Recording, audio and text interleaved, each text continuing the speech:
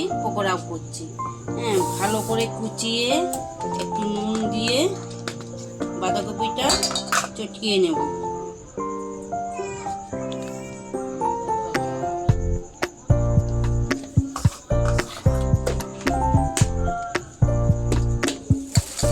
ভালোভাবে চটকাতে হবে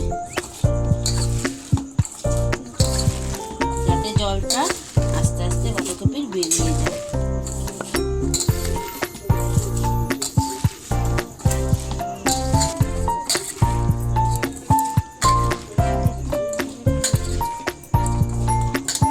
এইভাবে ভালো করে চটকিয়ে দেখুন জল বেরিয়ে গেছে। বাঁধাকপিটা আস্তে আস্তে আমি সবই দেব, একটু জলটা বেরাবে। চটকেতে এই যে বাঁধাকপি যখন মজে যাবে তখন এই জলটা বেরিয়ে যাবে। এবার জলটা তো এত আর লাগে না, এই জলটা ফেলে দিতে হবে। সব দেব, হ্যাঁ কুচি, লঙ্কা কুচি, আদা কুচি, রসুন কুচি, ধনিয়া পাতা কুচি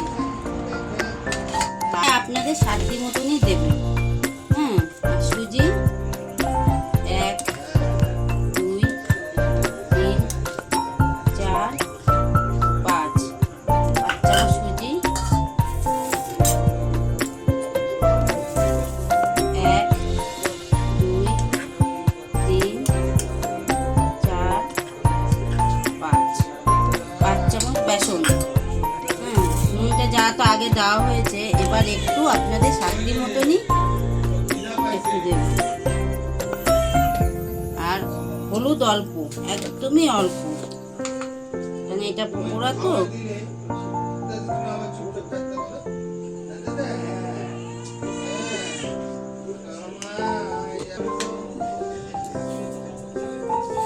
একটু কালো জিরা, স্বাদ মতো একটুখানি চিনি, 1 চামচ চিনি,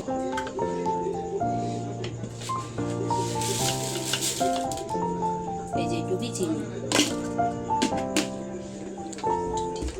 একটা ডিম।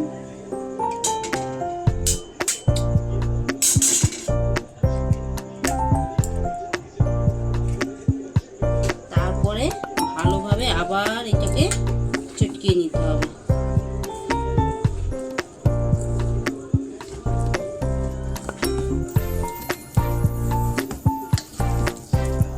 আপনারা করে দিতে পারবেন বা নিজেরা, বৃষ্টি পড়লে তো কোনো ব্যাপারই না, বৃষ্টির মধ্যে খেতে খুবই ভালো হয়।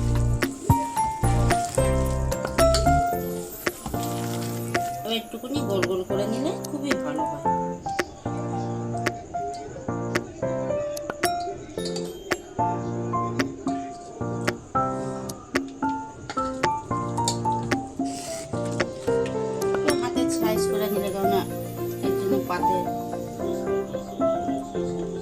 এমনকি ডাল দিয়েও, টক ডাল দিয়েও, এই যে গরমের দিনে টক ডাল দিয়েও খেতে ভালো লাগবে, তাই না?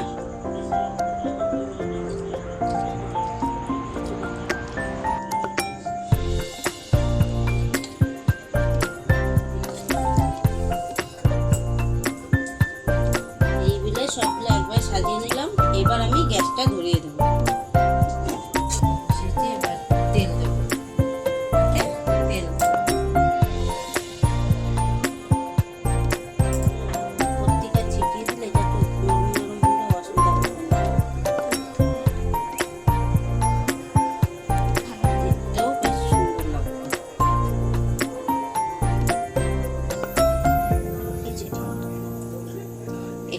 বেসন উপর দিয়ে ছিটিয়ে দিলে আপনার কড়াইতে দিতে সুবিধা হবে।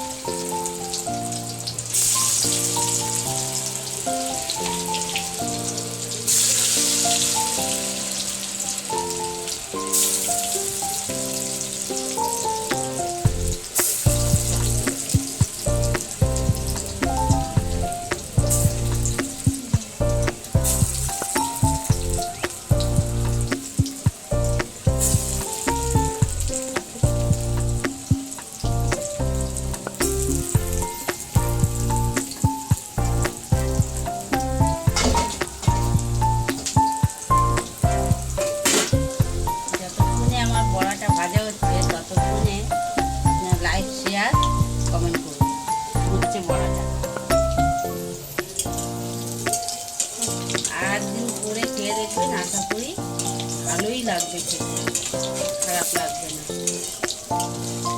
আমি একটা উল্টে দিয়েছি, এই যে লাল লাল করে ভেজে দিচ্ছি,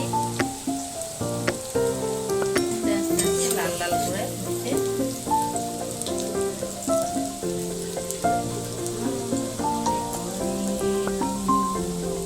এই যে লাল লাল করে ভেজে এটা করে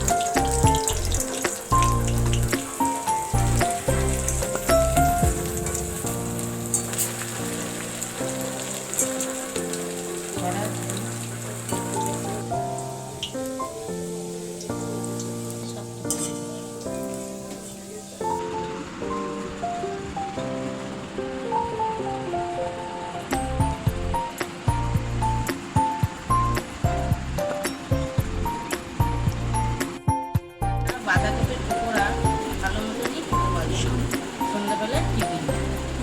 এই যে আমি খাচ্ছি, খুবই সুন্দর হয়েছে। আপনারা খেয়ে দেখবেন, করে খুবই ভালো, আর না করলে আমার বাড়ি চলে আসবে। Like, share, comment.